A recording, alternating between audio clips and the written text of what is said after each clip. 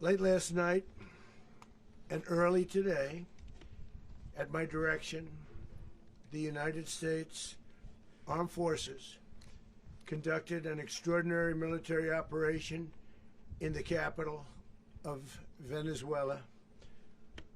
Overwhelming American military power, air, land, and sea, was used to launch a spectacular assault. And it was an assault like people have not seen since World War II. It was a force against a heavily fortified military fortress in the heart of Caracas to bring outlaw dictator Nicolás Maduro to justice. This was one of the most stunning, effective, and powerful displays of American military might and competence in American history. And if you think about it, we've done some other good ones, like the attack on Soleimani, the attack on al-Baghdadi, and the obliteration and decimation of the Iran nuclear sites just recently in an operation known as Midnight Hammer. All perfectly executed and done. No nation in the world could achieve what America achieved yesterday, or frankly in just a short period of time.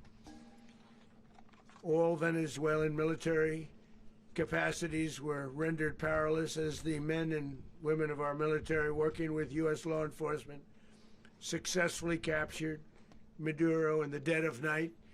It was dark. The lights of Caracas were largely turned off due to a certain expertise that we have. It was dark and it was deadly. But captured along with his wife, Celia Flores, both of whom now face American justice. Maduro and Flores have been indicted in the Southern District of New York. It's Jay Clayton, for their campaign of deadly narco-terrorism against the United States and its citizens. I want to thank the men and women of our military who achieved such an extraordinary success overnight with breathtaking speed, power, precision, and competence. You rarely see anything like it. You've seen some raids in this country that didn't go so well. They were an embarrassment. If you look back to Afghanistan, or if you look back to the Jimmy Carter days, they were different days. We're a respected country again, like never before. These highly trained warriors, operating in collaboration with U.S. law enforcement, caught them in a very ready position. They were waiting for us. They knew we had many ships out in the sea. We're just sort of waiting. They knew we were coming. So they were in a ready, what's called a ready position. But they were completely overwhelmed and very quickly incapacitated. If you would have seen what I saw last night, you would have been very impressed. I'm not sure that you'll ever get to see it, but it was an incredible thing to see. Not a single American service member was killed, and not a single piece of American equipment was lost. We had many helicopters, many planes, many people involved in that fight. But think of that, not one piece of military equipment was lost, not one service member was, more importantly, killed. The United States military is the strongest and most fearsome military on the planet by far, with capabilities and skills our enemies can scarcely begin to imagine. We have the best equipment anywhere in the world. There's no equipment like what we have, and you see that even if you just look at the boats. You know, we've knocked out 97% of the drugs coming in by sea. 90%. Each boat kills on average, 25,000 people. We knocked out 97%. And those drugs mostly come from a place called Venezuela. We're going to run the country until such time as we can do a safe, proper, and judicious transition. So We don't want to be involved with having somebody else get in, and we have the same situation that we had for the last long period of years. So we are going to run the country until such time as we can do a safe, proper, and judicious transition.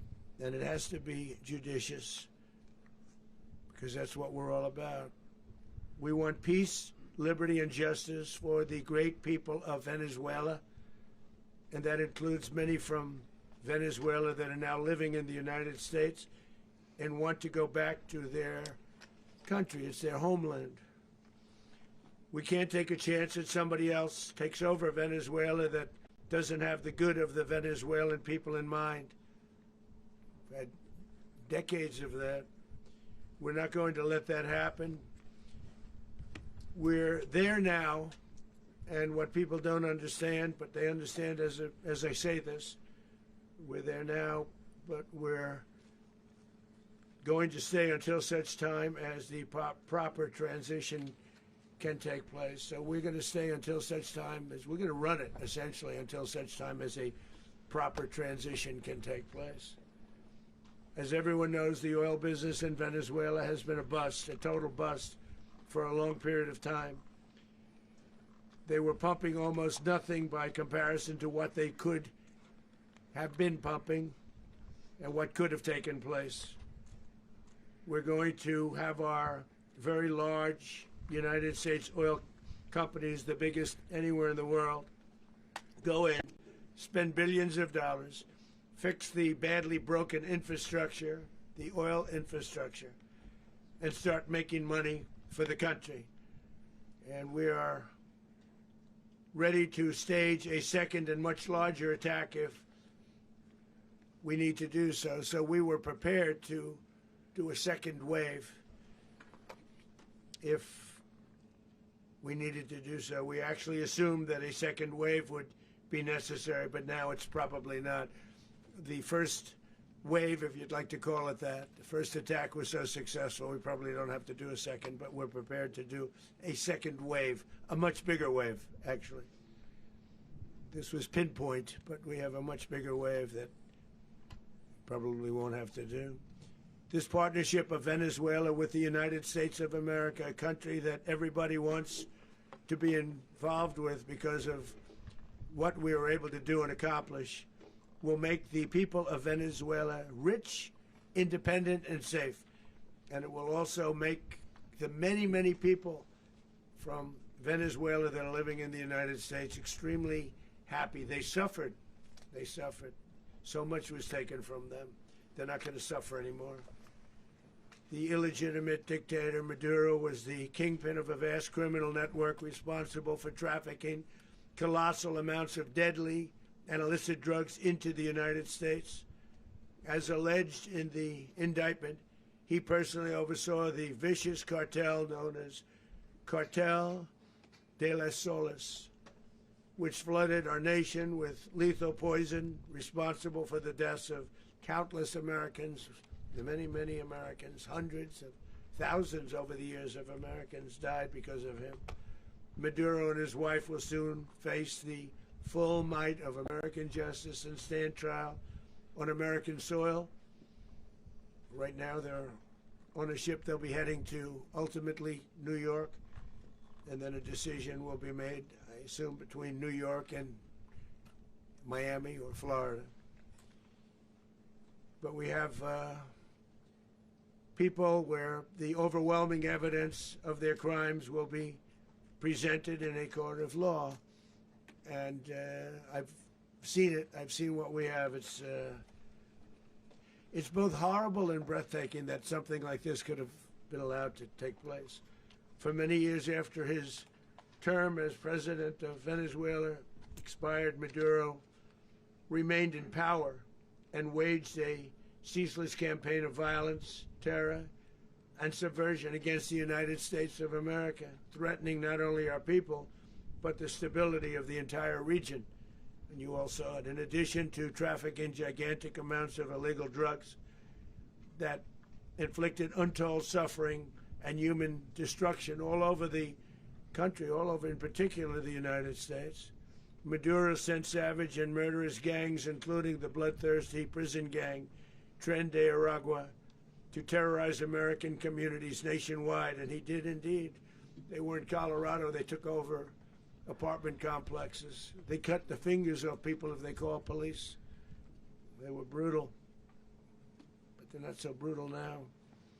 And I just have to congratulate our military, Pete and everybody, and our National Guard, because the job that they've done, whether it's in Washington, D.C., where we have a totally safe city, where it was one of the most unsafe cities anywhere in the world, frankly, and now we have no crime in Washington, D.C. We haven't had a killing. We had the terrorist attack a few weeks ago. A little bit of a different kind of a threat, but we haven't had a killing in a long period of time, 6-7 months. We used to have two, on average, 2 a week in Washington, our capital. We don't have that anymore. The restaurants are opening. Everyone's happy. They're going, they're walking their daughters, they're walking their children, their wives. They walk to restaurants. Restaurants are opening all over Washington, D.C. So I want to thank the National Guard. I want to thank our military. And I want to thank law enforcement. Been amazing. And they should do it with more cities. We're doing it, as you know, and we're doing it in Memphis, Tennessee right now, and crime is down. We've just sort of started a few weeks ago, but crime is down now 77%. And the governor of Louisiana called, great person, and he wanted us to help him, as you know, in a certain very nice part of Louisiana. And we have done that. It was a rough section, and we have crime down. I understand it's down to almost nothing already after 2.5 weeks. New Orleans, it's down to almost nothing, and we've only been there for 2.5 weeks. Can't imagine why governors wouldn't want us to help.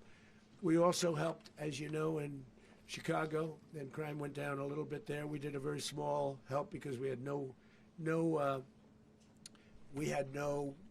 working ability with the governor. The governor was a disaster, and the mayor was a disaster, but it knocked down crime. But we're pulling out of there. When they need us, we'll know. You'll know. You'll be writing about it. And likewise, Los Angeles, where we saved Los Angeles early on, where the head of the police department made a statement that if the federal government didn't come in, we would have lost Los Angeles. That's long after the fires. That's when they had the riots in Los Angeles. We did a great job. Got no credit for it whatsoever, but that's okay. It doesn't matter. We don't need the credit. But we'll be pulling out when they need us. They'll call, or we'll go back if we have to. We'll go back. But we did a great job in various cities. But the place that we're very proud of is Washington, D.C., because it's our nation's capital. We took it from being a crime-ridden mess to being one of the safest cities in the country. But the gangs that they sent raped, tortured, and murdered American women and children. They were in all of the cities I mentioned, Tren de Aragua. And they were sent by Maduro to terrorize our people, and now Maduro will never again be able to threaten an American citizen or anybody from Venezuela. There will no longer be threats. For years I've highlighted the stories of those innocent Americans whose lives were so heartlessly robbed by this Venezuelan terrorist organization. Really one of the worst. One of the worst, they say the worst. Americans like 12-year-old Jocelyn Nungary from Houston. Beautiful Jocelyn Nungary, what happened to her? They, as you know, they kidnapped, assaulted, and murdered by Tren de Aragua animals. They murdered Jocelyn and left her dead under the bridge. There was a bridge that will never be the same to so many people after seeing what happened. As I've said many times, the Maduro regime emptied out their prisons, sent their worst and most violent monsters into the United States to steal American lives. And they came from mental institutions and insane asylums. They came from prisons and jails. The reason I say both, they sound similar. Actually, prisons a little bit more hostile, a little bit tougher. A mental institution isn't as tough as an insane asylum, but we got them both. They sent from their mental institutions, they sent from their jails, prisons. They were drug dealers, they were drug kingpins, they sent everybody bad into the United States. But no longer, and we have now a border where nobody gets through. In addition, Venezuela unilaterally seized and stole American oil, American assets, and American platforms, costing us billions and billions of dollars. They did this a while ago, but we never had a president that did anything about it. They took all of our property. It was our property. We built it. And we never had a president that decided to do anything about it. Instead, they fought wars that were 10,000 miles away.